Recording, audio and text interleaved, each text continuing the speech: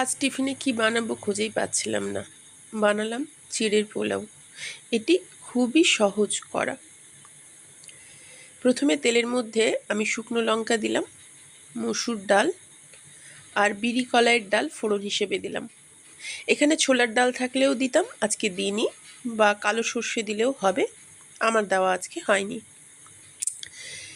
যার বাড়িতে যেরকম সবজি থাকবেন সে সেরকম সবজি দেবে। আমি শুধুমাত্র দিয়েছি প্রথমে আলু আর পেঁয়াজ। আলু আর পেঁয়াজ কেটে নিয়ে ভালো করে ধুয়ে ওই তরকার উপরে এটি তুলে দিলাম। কিছু শুকনো কারি পাতা ছিল আমার কাছে, ওই শুকনো কারি পাতাও দিলাম এর মধ্যে। এবার দিলাম অল্প কাজু আর কিশমিশ। এই কিশমিশের দানাগুলো মুখে পড়লে ভালোই লাগে খেতে। দিলাম নুন। ভালো করে ভেজে নিতে হবে। আলুটা যতক্ষণ ভাজা হবে ততক্ষণই এই রান্না, কারণ তারপরে প্রায় শেষ রান্না, বেশি আর কিছুই লাগে না করতে। কিছুটা দিলাম বাদাম ভাজার জন্য, আর দিলাম আদা গ্রেট করা, ক্যাপসিকাম, কাঁচা লঙ্কা। উপর থেকে দিলাম সামান্য গরম মশলা, ঝালের জন্য দেব লঙ্কার গুঁড়ো, তা খুবই কম। এবার এটাকে ভালো করে ভাজতে হবে। দিলাম হালকা বা অল্প একটু নামে মাত্র ঘি, পরিমাণ মতো চিনি। এবার এই ভাজাটাকে, আলু ভাজাটাকে খুব ভালো করে ভেজে নেব। মাঝে একবার দুবার ঢাকা দিয়েছিলাম তাড়াতাড়ি হবে বলে।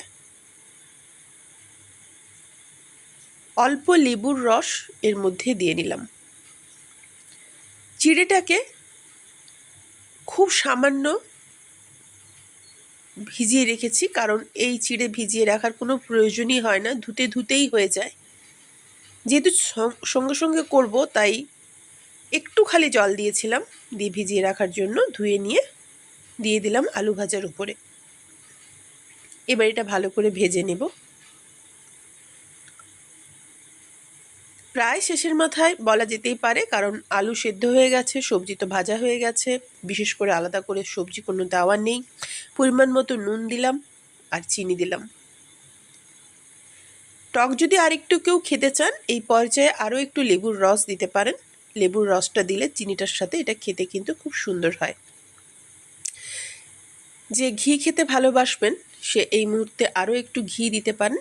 আমি যেহেতু প্রথমে দিয়েছিলাম তাই আর দিলাম না। আমার একেবারে তৈরি হয়ে গেল চিড়ের পোলাও। বিকেলে বা সকালের টিফিনের সাথে কিন্তু এটা খেতে খুব ভালোই লাগবে। করে একবার দেখবেন অবশ্যই।